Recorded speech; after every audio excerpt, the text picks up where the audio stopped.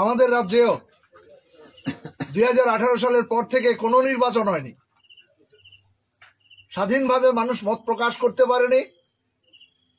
নির্বাচক মণ্ডলী ভোট কেন্দ্রে গিয়ে তাদের নিজেদের ভোটাধিকার প্রয়োগ করতে পারেনি। রাজনৈতিক দলগুলো নির্বাচনে প্রার্থী দিতে পারেনি। যেখানে প্রার্থী দিয়েছে সেখানে পুলিং এজেন্ট দিতে পারে না।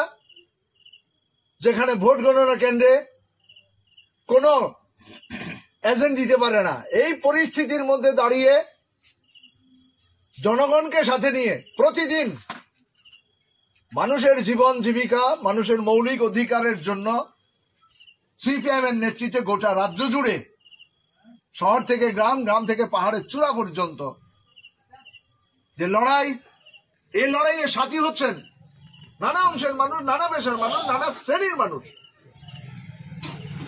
আতঙ্কিত, শাসক দল আতঙ্কিত। তারা জনজমায়েত করতে পারছেন না। সরকারি কর্মসূচির নামে মানুষকে বিভ্রান্ত করে, প্রলুব্ধ করে জনজমায়েত করবার চেষ্টা করছেন, সেখানেও তারা ব্যর্থ। বিহারের নির্বাচন কিভাবে হয়েছে গোটা দেশের মানুষ জেনেছে, গোটা পৃথিবীর মানুষ দেখেছে যে পৃথিবীর সর্ববৃহত্তম গণতান্ত্রিক দেশে নির্বাচন কমিশনকে কাঠের পুতুল বানিয়ে 65 লক্ষের অধিক ভোটারের নাম ভোটার তালিকা থেকে বাদ দিয়ে বিজেপি শাসিত বিভিন্ন রাজ্য থেকে ভুয়ো ভোটার হাজার হাজার, এক একটা বিধানসভা কেন্দ্রে হাজার হাজার, উত্তরপ্রদেশ থেকেই 5000 ভোটার এই বিহারের নির্বাচনে একটা বিধানসভা কেন্দ্রে তাদের ভোটার তালিকার মধ্যে নাম নথিভুক্ত করেছে। এভাবে বিহারের প্রত্যেকটা বিধানসভা কেন্দ্রের মধ্যে ভুয়ো ভোটার, একাধিক ভুয়ো ভোটার আর বৈধ ভোটারদের নাম বাতিল করে নির্বাচনকে প্রহসনে পরিণত করে, গণনাকে প্রহসনে পরিণত করে, আপনারা দেখেছেন গতকাল কিভাবে ইভিএম মেশিন সহ ওই বিহারের গণতান্ত্রিক চেতনা সম্পন্ন মানুষ সেগুলো উদ্ধার করেছেন। এই পরিস্থিতির মধ্যে দাঁড়িয়ে নির্বাচন শেষ, ভোট গণনা শেষ, ত্রিপুরা বিহার থেকে অনেক দূর, কালাছড়া ধর্মনগর শহর থেকে অনেক দূর। এখানে অধিকাংশ মানুষ কৃষিজীবী, অধিকাংশ মানুষ দলিত, অধিকাংশ মানুষ সংখ্যালঘু।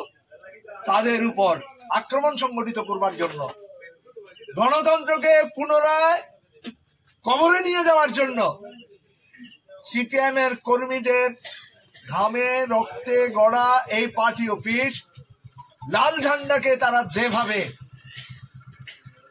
অপমানিত করেছে, বিনষ্ট করেছে, কলঙ্কিত করেছে, আমরা তাদেরকে ধিক্কার জানাচ্ছি। এরা ভয় পেয়েছে। এটা বিজেপির আতঙ্কের প্রকাশ। ডাবল ইঞ্জিনের সরকার। তাহলে কেন বিরোধী রাজনৈতিক দলের অফিস তারা ভাঙচুর করবে?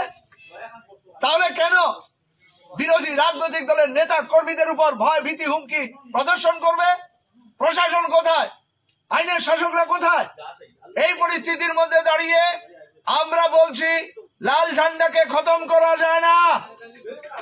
কমিউনিস্টদের খতম করা গেলেও মার্ক্সবাদ লেনিনবাদ মতাদর্শকে খতম করা যায় না।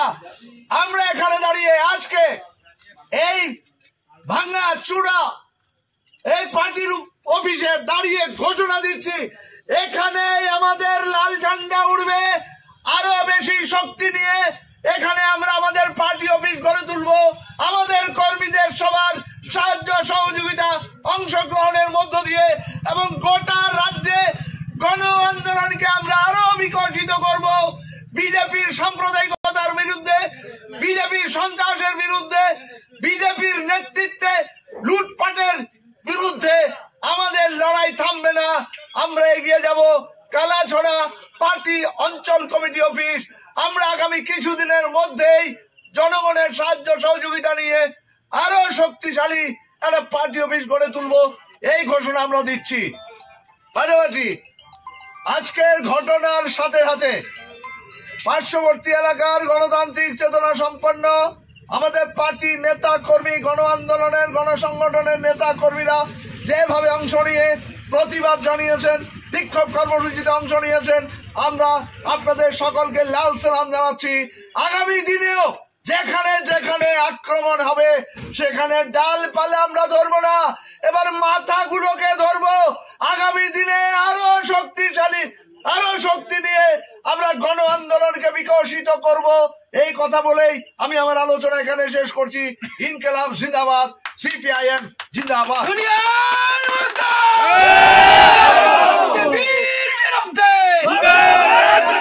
সন্ত্রাসের বিরুদ্ধে গুন্ডা বাহিনীকে হুঁশিয়ার।